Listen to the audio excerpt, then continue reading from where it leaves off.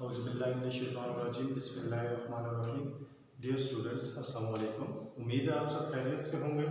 तो आज हम अपना सेकेंड ईयर का लेक्चर नंबर 17 स्टार्ट करते हैं, जो कि है कॉम्बिनेशंस ऑफ कैपेसिटर। आपके पास हमने इसके प्रीवियस 2 लेक्चर्स में कैपेसिटर के बारे में पढ़ा कि कैपेसिटर क्या चीज़ होती है, उसकी कैपेसिटेंस के बारे में पढ़ा, कैपेसिटेंस क्या है, कैपेसिटर बनता कैसे है इसके बारे में पढ़ा, और कैपेसिटेंस किस चीज़ पर डिपेंड करती है और कैपेसिटर की यूनिट, ये सारी चीज़ें पढ़ी। उसके बाद हमने capacitance of parallel plate capacitor के बारे में पढ़ा। अब कैपेसिटर के बारे में हम सारी चीज़ें ये पढ़ चुके हैं, कैपेसिटर क्या होता है, सब चीज़ें कैसे कैपेसिटर को बनाया जाता है। लेकिन अब हमारे पास सिचुएशन कभी कभार ऐसी भी हो सकती है कि हमें एक से ज़्यादा कैपेसिटर दिए जाते हैं। ठीक है, हमें एक से ज़्यादा कैपेसिटर दिए जाते हैं और हमें कहा जाता है ऐसे सर्किट में क्या करना है जी, आपने कनेक्ट करना है सर्किट में, इनका कनेक्शन लगाना है। अब आपके पास जब आपके पास एक से ज़्यादा सर्किट्स हो तो आपने उनको कनेक्ट किस तरह करना है, ठीक है, उनको आपस में जॉइंट किस तरह करना है, उसके लिए उसका कम्बिनेशन किस तरह बनाना है, उसके लिए हमारे पास कम्बिनेशन ऑफ कैपेसिटर आज हम टॉपिक है, इसमें हम देखेंगे। हम आपके पास जब हमारे पास दो या दो से ज़्यादा कैपेसिटर्स होंगे तो उस वक्त जो हम उनका कम्बिनेशन करेंगे वो 2 तरीक़ों से हम कर सकते हैं। तो हमारे पास कम्बिनेशन ऑफ कैपेसिटर्स में दो तरीके हैं जिसमें हम कैपेसिटर्स को कंबाइन कर सकते हैं। एक आ जाता है जी आपके पास सीरीज कम्बिनेशन ऑफ कैपेसिटर और दूसरा आ जाता है जी पैरेलल कम्बिनेशन ऑफ कैपेसिटर। अब सीरीज कम्बिनेशन और पैरेलल कम्बिनेशन क्या है, इसको हम 1 बाय 1 डिस्कस करेंगे। तो आज के टॉपिक में हम डिस्कस करेंगे वो क्या है जी, सीरीज कम्बिनेशन ऑफ कैपेसिटर। अब सीरीज कम्बिनेशन ऑफ कैपेसिटर क्या है, मैं इसके बारे में पहले लिख लेता हूँ, फिर आपको एक्सप्लेन करता हूँ सीरीज कम्बिनेशन ऑफ कैपेसिटर क्या है। ठीक है, कहता है when capacitors are connected plate to plate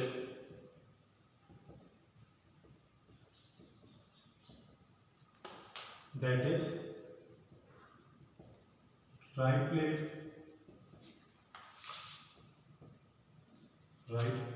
plate of one capacitor is connected to left plate of another capacitor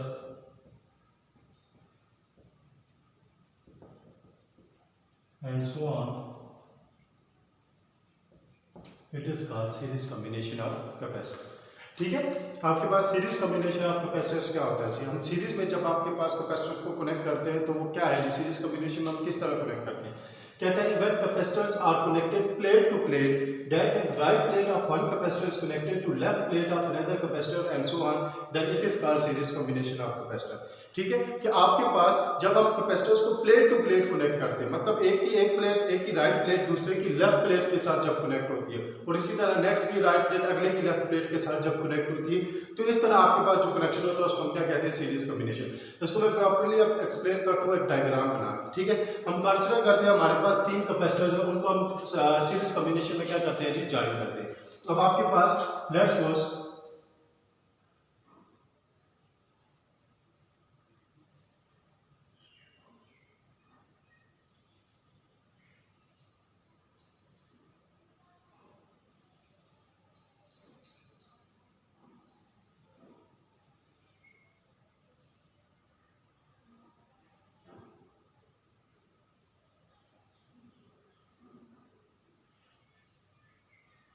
ठीक है, हम कंसीडर करते हैं हमारे पास 3 कैपेसिटर्स हैं। ठीक है, एक कैपेसिटर C1 है, एक कैपेसिटर C2 है और एक कैपेसिटर C3 है।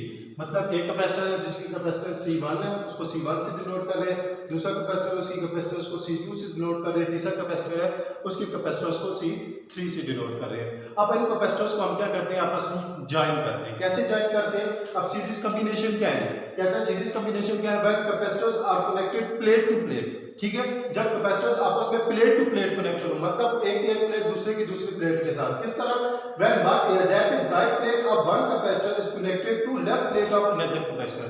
तो जब एक की राइट प्लेट दूसरे की लेफ्ट प्लेट के साथ, देखिए आपके पास एक की राइट प्लेट दूसरे की लेफ्ट प्लेट के साथ, ये राइट पर है, ठीक है, ये क्या है जी, लेफ्ट पर है, ये वाली प्लेट लेफ्ट पर है, ये राइट पर है। अब एक की राइट प्लेट दूसरे की लेफ्ट प्लेट पर, दूसरे की राइट प्लेट तीसरे की लेफ्ट प्लेट के साथ, इस तरह अगर हमारे पास और कैपेसिटर्स होते हैं तो तीसरे की राइट प्लेट चौथे की लेफ्ट प्लेट के साथ कनेक्टेड होती है। तो इस तरह आपके पास प्लेट टू प्लेट आपके पास जब कैपेसिटर्स कनेक्टेड होते हैं तो इनको हम क्या कहते हैं जी, सीरीज कॉम्बिनेशन।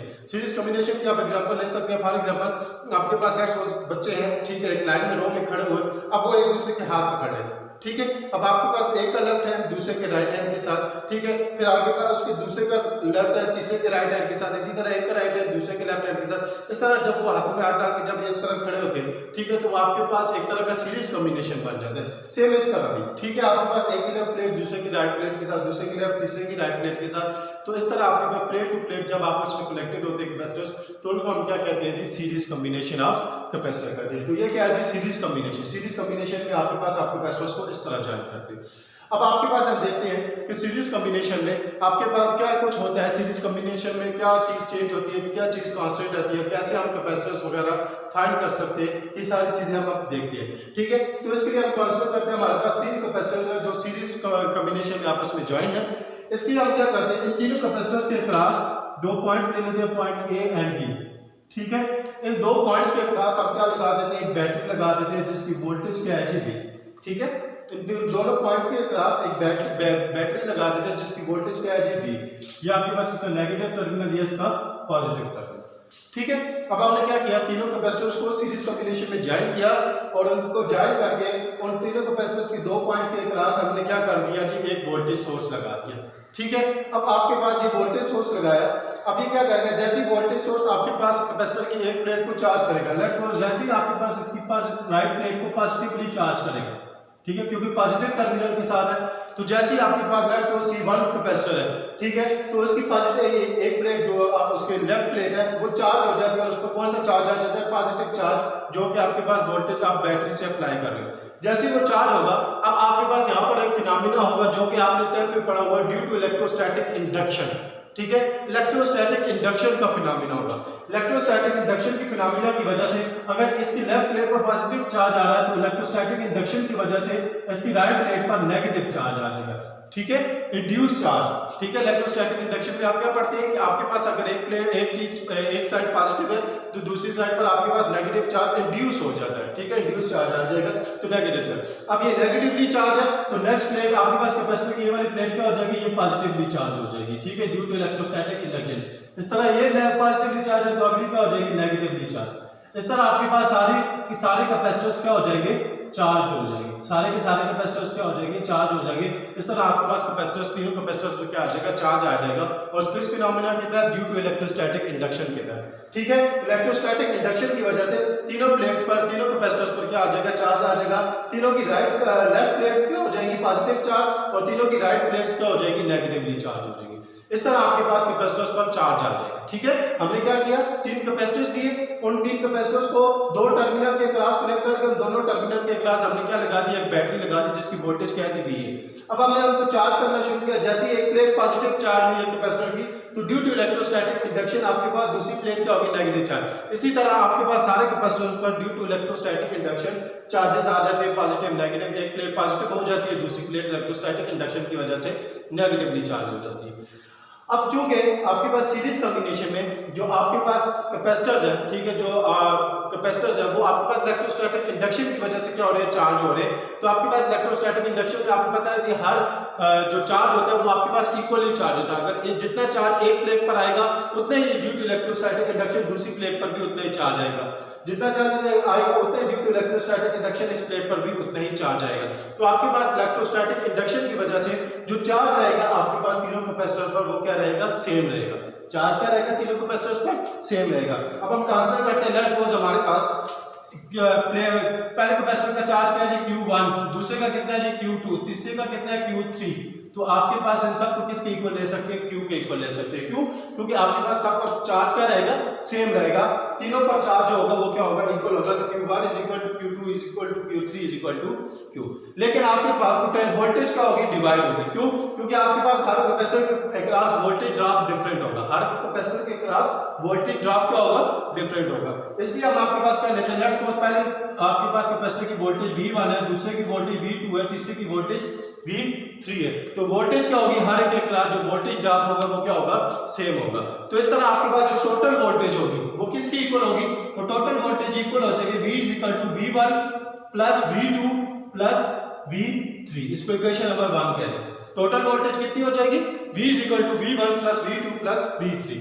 यहाँ से हमें क्या पता लगा कि आपके पास सीरीज कॉम्बिनेशन में चार्ज क्या रहता है? सेम रहता है, जबकि वोल्टेज क्या हो जाती है? डिवाइड हो जाती है। ठीक है, तो V is equal to V1 plus V2 plus V3। अब एज आपको पता है जी, ठीक है, एज हमें पता है Q is equal to CV। ठीक है, हमने कैपेसिटर के केस में पढ़ा था Q किसके इक्वल होता है? CV के। जब हमने कैपेसिटर पढ़ा था वहां पर एक इक्वेशन पढ़ी थी।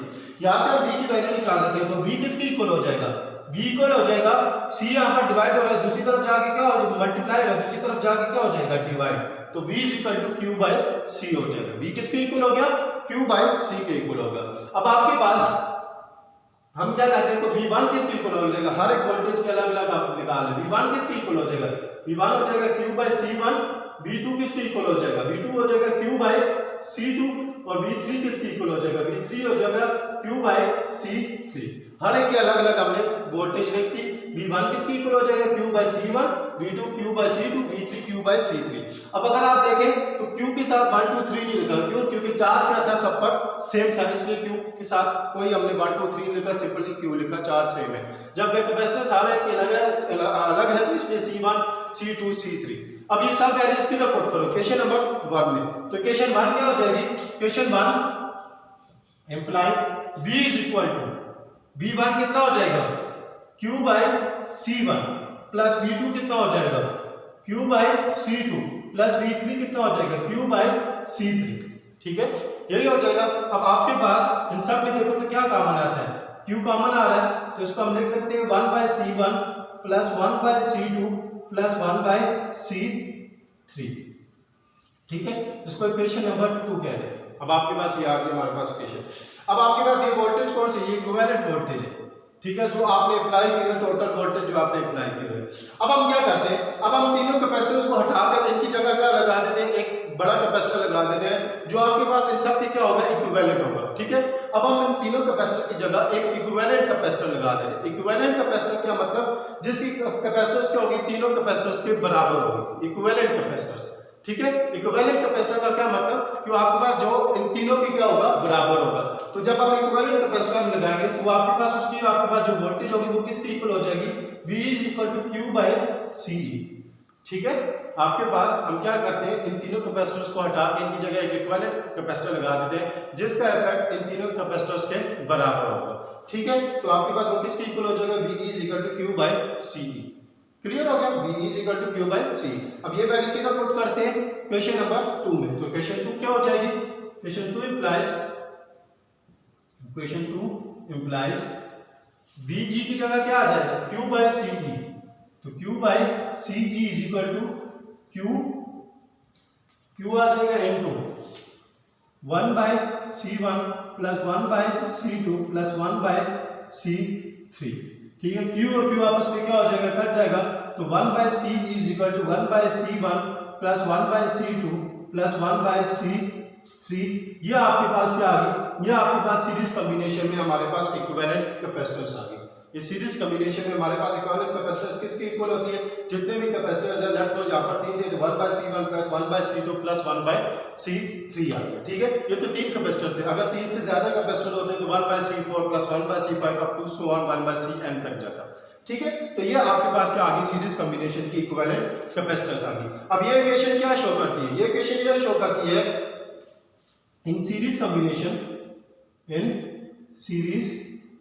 Combination the equivalent capacitance is always less than the individual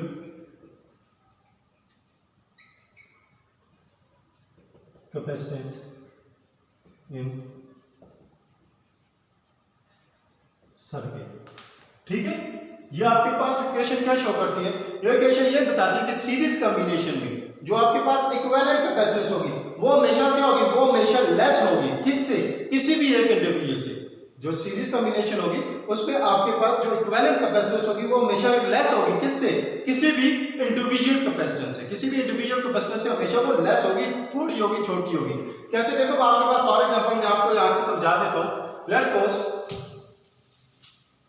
ठीक है, आपके पास मैं सपोज करता हूं C1 कितना था, लेट्स सपोज 2 फैराड था, C2 कितनी थी 4 फैराड, C3 कितनी थी 6 फैराड। ठीक है, लेट्स सपोज ये हमारे पास 3 कैपेसिटर्स है जिनकी कैपेसिटेंस कितनी थी, मैं सपोज कर रहा हूं।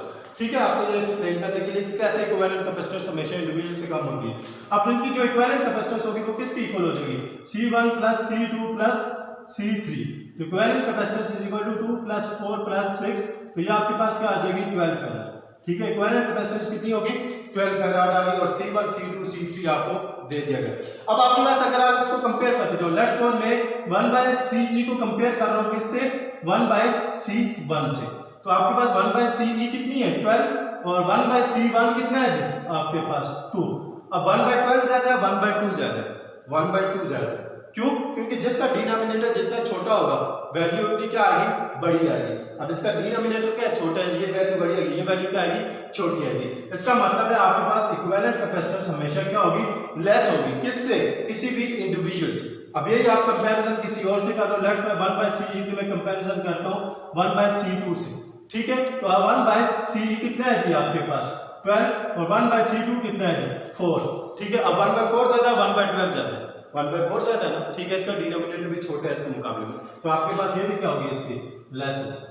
ठीक है, तो आपके पास यही हमें सीरीज कॉम्बिनेशन बताता है कि सीरीज कॉम्बिनेशन में जो इक्विवेलेंट कैपेसिटेंस होती है वो हमेशा लेस होती है किसी भी individual capacitance of a circuit. ठीक है, तो ये था हमारा सीरीज कॉम्बिनेशन ऑफ कैपेसिटेंस, जिसमें हमने पढ़ा कि सीरीज कॉम्बिनेशन में आपके पास हम प्लेट्स को प्लेट टू प्लेट ज्वाइन करते हैं, मतलब एक की राइट प्लेट दूसरे की लेफ्ट प्लेट के साथ कनेक्टेड होती है और इस तरह आगे सारा कनेक्शन हुआ होता है। इसको हम क्या कहते हैं, सीरीज कॉम्बिनेशन।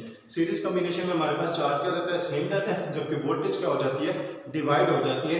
और हमारे पास लास्ट में जब हमने इक्वेशन निकाले वहां से हमें पता लगा कि सीरीज कॉम्बिनेशन में जो इक्विवेलेंट कैपेसिटेंस होती है वो हमेशा क्या होती है, लेस होती है किसी भी individual capacitance of a circuit की। ठीक है, तो ये था हमारे पास सीरीज कॉम्बिनेशन ऑफ कैपेसिटर्स। उम्मीद है आपको समझ आई होगी। इंशाल्लाह कल हम next parallel combination of capacitors के साथ आपको मिलेंगे। तब तक के लिए अपना ख्याल रखिएगा। अल्लाह हाफ़िज़।